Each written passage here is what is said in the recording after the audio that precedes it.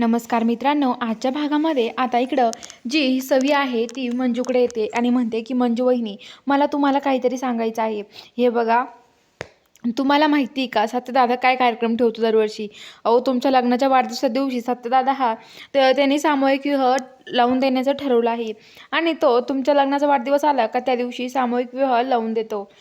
असे बरेच जोडप्यांचे त्यांनी आतापर्यंत लग्न केले आहे, कारण की त्याला लग्न जोडायचे आहेत, तोडायचे नाही कुणाचे. त्यामुळं ते सगळं करतो.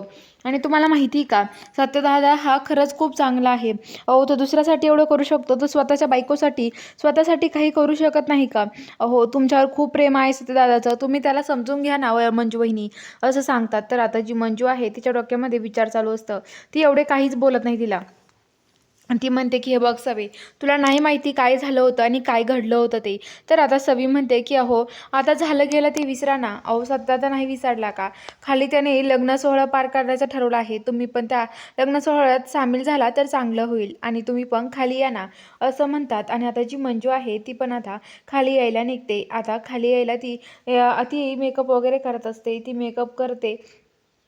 तर इकडं सत्या नवीन जोडपे म्हणजेच लग्नाला आलेले जे जोडपे असतात त्यांना सगळ्यांना घेऊन तो येतो आणि सगळे जोडपे येतात. आणि आता सगळे जोडपे तिथे आल्यावरती आता लगेच सत्या त्यांना घेऊन चाललेला असतो. तेवढ्यात बालमा म्हणतो की अरे सध्या तुला एक सांगू का, अरे आपल्याकडं जी स्वयंपाकाला मंडळी येणार होती ना, ती मंडळी नाही येणार आता, ते नाही म्हणून सांगितलं त्या आचार्याने त्यांनी, आता काय करायचं?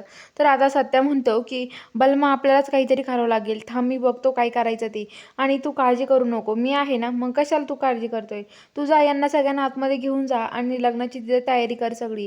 तर आता बलमा म्हणतो ठीक आहे. आणि आता सगळे आतमध्ये जातात. तर इकडं आता बलमा जो असतो तो बलमा आता सत्या इकडं स्वयंपाकाचं बघतो, तो म्हणतो की आता काही करून इथे घरीच स्वयंपाक करावा लागेल. आता अमृतन त्या म्हणतात सत्यदादा, आम्ही सत्यदाची तुमच्या मदतीला येतो. मंजूची आई ते सगळे त्यांच्या मदतीला येतात. तर आता सत्य म्हणतो आमरे, तू इथे काही काम करायचं नाही आहे, अगं तू गरोदर आहेस आणि कशाला काम करतेस, तू काम करायचं नाही. तर ती म्हणते की हो, पण मला इथे बसू द्या ना. तर आता तो म्हणतो की ठीक आहे बस इथे, आणि ती बसून राहते. तर बघूया आता पुढील भागात काय घडतं. बघायला चॅनलला सबस्क्राईब करा.